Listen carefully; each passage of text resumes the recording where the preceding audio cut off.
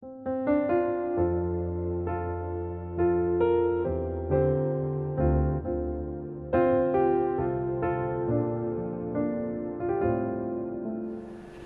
naming mapagmahal, inilagak ng iyong anak sa amin ang pabawong pagsasalo sa banal na piging.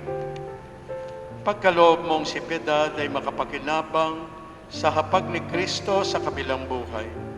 Sa pamamagitan na rin ng anak mong mahal, kasama ng Espiritu Santo, magpasawalang hanggan. Amen. Mga kapatid, bago natin ihatid sa huling hantungan si Piedad, pag-ukulan natin siya ng huling pamamaalam. Ipahayag natin ang ating pagmamahal sa Kanya. Tanggapin natin ng maluwag sa kalooban ng Kanyang pagpanaw. At umasa tayong magkikita-kitang muli sa piling ni Jesus. Doon ay wala ng dusa, kalungkutan at kamatayan, kundi ang mamamayani ay lubos na ligaya at buhay na walang hanggan.